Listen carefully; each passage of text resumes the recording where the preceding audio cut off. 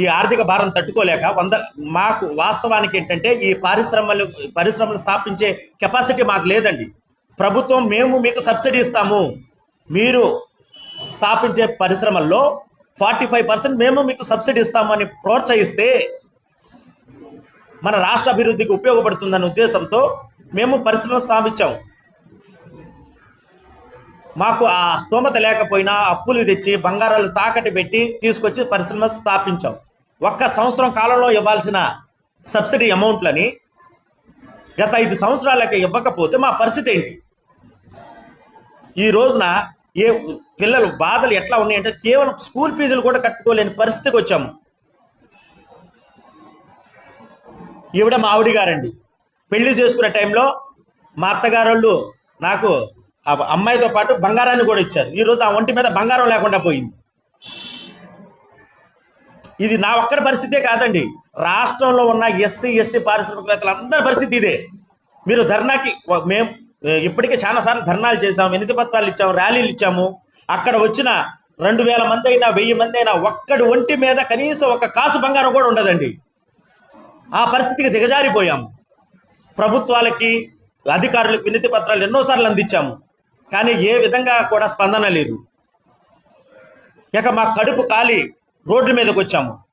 గత 18 రోజులుగా ఏపీఐఎస్ ఎదురుగుండా ధర్నా చేస్తూ ఉంటే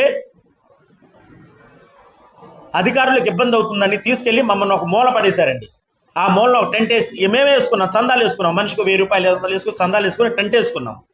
టెంట్ వేసుకొని గత 18 రోజులుగా కంటిన్యూ ధర్నాలు చేస్తూ ఉన్నా కూడా ఇప్పటికీ ప్రభుత్వం స్పందించలేదు అంటే ఒక్కసారి ఆలోచించండి. 18 రోజులుగా హైవే పక్కన మేము ధర్నా చేస్తూ ఉన్నా కూడా ఇప్పటికీ ప్రభుత్వం స్పందించలేదు. ఆ బాధతో, ఆ కడుపు మంటతో, ఈ ఆర్థిక భారాలు తట్టుకోలేక ఈ నెల 20వ తారీఖున సోమవారం నాడు రాష్ట్ర వ్యాప్తంగా మహాధర్నాన్ని పిలుపునిచ్చామండి. 8000 కుటుంబాలండి. ఆ 8000 కుటుంబాలు కూడా ఒక్కళ్ళు కూడా ఎంప్లాయ్ లేరండి. అందులో ఎంప్లాయీస్ ఒక్కొక్కళ్ళు 10 మందిని 20 మందిని 30 మందిని ఎంప్లాయ్మెంట్ క్రియేట్ చేసి జాబులు ఇచ్చి 15 మందిని శాలరీలు ఇచ్చి ఈరోజు రోడ్డున పడ్డామండి. మా బాధ ఎవరికి చెప్పుకోవాలి? 1వ తారీఖు వస్తుంటే భయం వేస్తుంది. ఎంప్లాయ్కి శాలరీ ఇవ్వకపోతే 5వ తారీఖు నెక్స్ట్ 6వ తారీఖు అతను డ్యూటీకి రాడు, డ్రైవర్లు రాడు. పరిశ్రమలు ఇప్పటికే మూతపట్టిపోయాయి, ఎన్పీలు అయిపోయాయి. మళ్ళీ కండిషన్ ఎన్పీలు అయితే సబ్సిడీలు రావని. సో ఇదే మా కడుపు మంటతో, మా బాధతో చందాలు వేసుకుని ఈరోజు వరకు ఒక్క పూటే తింటూ ఆ టెంటులోనే ఉంటూ ఆ టెంటులోనే ఉంటూ 18 రోజులు నెట్టుకొచ్చాం సార్. ఇక మా దగ్గర తినడానికి కూడా డబ్బులు లేని పరిస్థితికి దిగజారిపోయాము. సో దానికి నిరసిస్తూ 20వ తారీఖున రాష్ట్ర వ్యాప్తంగా మహాధర్నా చేస్తూ ఉన్నాము. గాయపడ్డా, బాధపడ్డా, ఆర్థిక ఇబ్బంది పడ్డా 8000 మా ప్రియతమైన 8000 కుటుంబాలు ఎక్కడున్నా కూడా ఆంధ్ర రాష్ట్రంలో రాష్ట్రం నలుమూలలో ఉన్న ఎస్సీ ఎస్టీ కుటుంబాలు ప్రతి ఒక్కరూ కూడా మరి ఉద్యమంలో పాల్గొని మన బాధని, మన ఆర్థిక పరిస్థితిని ప్రభుత్వం దృష్టికి గట్టిగా తీసుకెళ్ళి మన యొక్క సబ్సిడీలు సాధించే దిశలో పనిచేయాలని ప్రతి ఒక్క సభ్యునికి కోరుకుంటున్నాను. మీడియా ముఖంగా ఎక్కడున్నా కూడా సోమవారం ఉదయం 8 గంటలకే నేతన్న సర్కిల్ మంగళగిరికి చేరుకొని మన యొక్క మహాధర్నాన్ని విజయవంతం చేయవలసిందిగా ప్రతి ఒక్క సభ్యుని కోరుకుంటున్నానండి. జై భీమ్.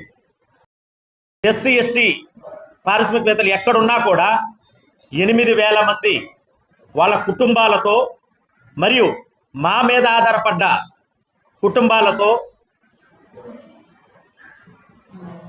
అందరినీ కలుపుకుంటూ మహాధర్నాన్ని పిలుపునిచ్చాము.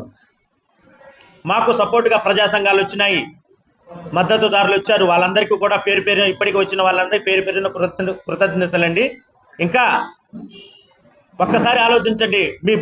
మీ సహాయం మాకు కావాలి, మీ మద్దతు మాకు కావాలి.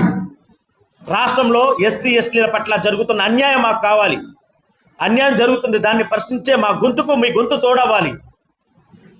ప్రతి ఒక్కరు కూడా మమ్మల్ని స్పందించి మా మా మా మా మా యొక్క బాధని అర్థం చేసుకొని ముందుకొచ్చి ఈ మహాధర్నాన్ని విజయవంతం చేసి మా యొక్క సబ్సిడీ సాధనకు మీ వంతు సహాయం చేయగలరని ప్రతి ఒక్కరిని వేడుకుంటున్నాను సార్.